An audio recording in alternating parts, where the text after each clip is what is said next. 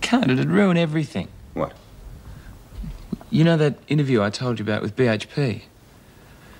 Well, it went well, Dad. They said I had better school results than most of the others. If I get mixed up in this mess, they won't look at me twice. Well, it's your decision. But whichever way you look at it, it's your future. Morning, Sally. Keeping you busy, I see. Morning, Mr. Fletcher. Can you spare a minute? Yeah, sure. What is it? Paul Reed. I've got a feeling there's something going on between him and Sharon Gilmore. What sort of thing? I don't know.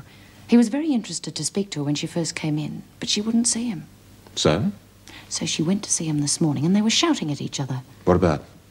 I don't know. I don't listen to keyholes, but I think that they should both be watched in the interests of prison security. Look, Vera, I don't like the man any more than you do. But you've got to admit he does his job well. Even if he breaks the rules. He doesn't think he's breaking them. He thinks he's only bending them. And unless there's a breach of security... Don't you consider then Sharon Gilmore a security risk? I'd need more proof than what you've given me. I'll get it. Don't you worry. Vera, with you on the job, how could I possibly worry? Mum, you can't keep on like this. You've given in. I'll be all right, darling.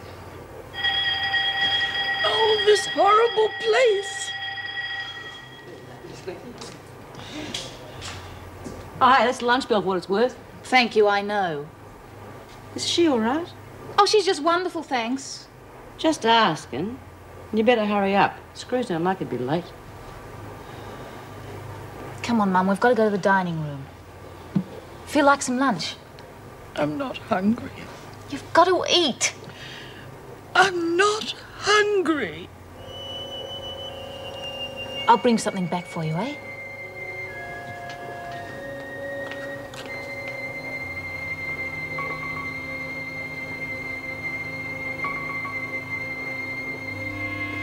Grub's up. Great, I can hardly hold myself back. Not exactly home cooking, is it? It's food, I suppose. Oh, at least you'll have more of an appetite here than in the dining room with Bea staring daggers at you. She doesn't hassle me. Screws are paid to deal with her type. Yeah. I heard Vera's keeping a special eye on you. What you got on her? What are you talking about? Well, normally Vera wouldn't give a bugger. She'd just stand back and let Bea get on with it. Sweep up the pieces afterwards. I know. She did it to me.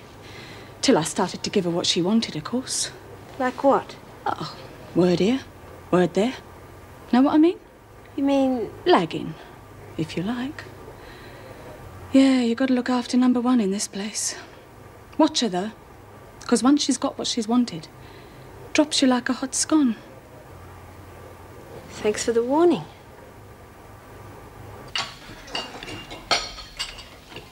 Got any ideas on cleaning to do this week? Margot, Lil and Bev. Why? Oh, just wondered, that's all. That's the way it was, eh? I beg your pardon? Well, like I said in the paper, she bumped off your old man to collect the insurance money. Well, if that's what it said, then it must be true. Oh, now, you can't believe all you read in the papers, you know. There's always another side. Excuse me. Friendly type, isn't she? Where do you think you're going with that? Back to my cell. You're not allowed to take food from the dining room. It's not for me, it's for my mother. If she's hungry, she can come and eat like the rest of you. Please? I won't repeat myself. What's the problem? Simpson's trying to bend the regulations. I'll take care of this. What's the trouble? I just want to take a couple of slices of bread to my mother. She won't eat. Well, is she on a hunger strike or something? No, she just says she's not hungry, but she hasn't had a decent meal for days. Well, I'd better take a look at her then. Come with me. Leave the bread here. Well, come on, you lot. The bell's gone. On your feet. You've got work to do. There's a couple of pieces of bread. You'd think I'd been caught digging a damn tunnel. Simpson, I'll say this once and once only. This is a penal institution, not a mother's club. The rules here are for the safety of the inmates as well as security, and while you're here, you'll obey them like everybody else. All I was doing... I know what you were doing. From now on, if you want something, you'll make a request. Okay? All right, now let's have a look at your mother.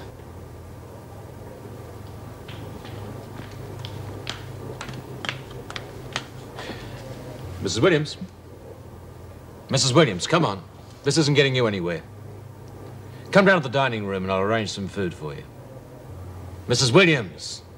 Come on, stop this nonsense. Oh, that's good. That's really going to help. How long's she been like this? She's been like this since we were arrested. Why didn't you say something before? Say something? You'd have to be joking. When we arrived, I asked, I begged for a doctor to see her. Now, I don't know, Mr. Fletcher. Maybe I didn't make the request in the correct manner. And if I didn't, I'm sorry. But my mother All is right. All right, you stay with her. I'll arrange for a doctor to see her. Don't worry. She'll be all right.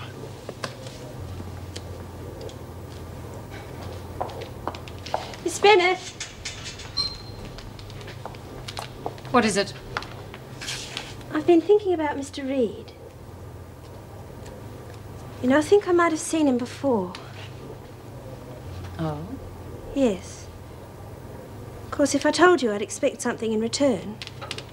I don't make deals. It's not a deal, exactly. It's your job to protect prisoners from each other, isn't it? You want me to keep B. Smith off your back? Well, I might. Tell me. I saw Mr. Reed at the police station with his son, Tony. Tony and me got picked up in the same bus. The cops are trying to pin me for trafficking, but it's not true. I just happened to visit at the wrong time. But Tony was in it up to his neck. He was the one who brought the stuff. Makes me wonder how he got off.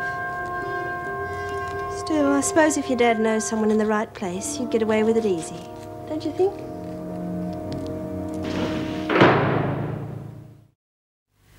I find that hard to believe. I can't see why my informant would lie about it.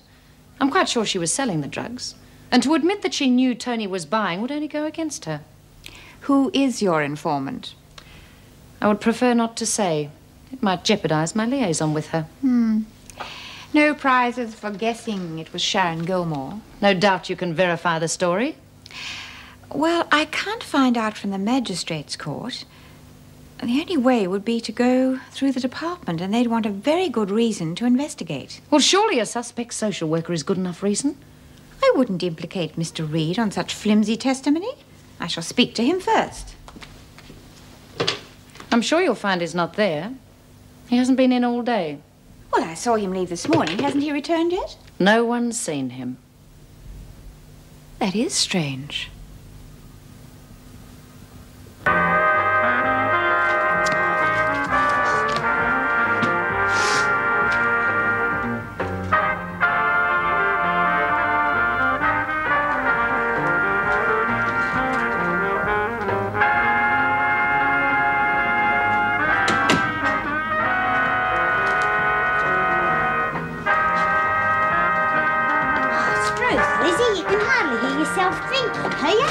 Oh, Joy, you're home early. Didn't get the sack, did you? No, told him I was sick. I went to get my hair done. Do you like it? Looks real good. What's a big occasion? You going out with that young fella again? Yeah, he wants me to take a sickie and go to the country with him tomorrow. That's why I said I was sick today, make it look good, you know? Good on you. Gee, what's happened to this place? I haven't seen it this clean since Karen left. I got fed up with hanging around and doing nothing, so I thought I'd clean the joint up. But never mind that. Tell us about that Kev. Oh, it's nothing special, really. He's just taken a load out to the hills and he wants me to go along for the ride. Be nice to go out in the country again. Yeah, half your luck. Lizzie, can you do me a favour? Of course. What is it? Well, could you phone in work tomorrow and tell him I'm sick? Say you're my auntie. Phone? Oh, God, it's a long time since I've used one of those.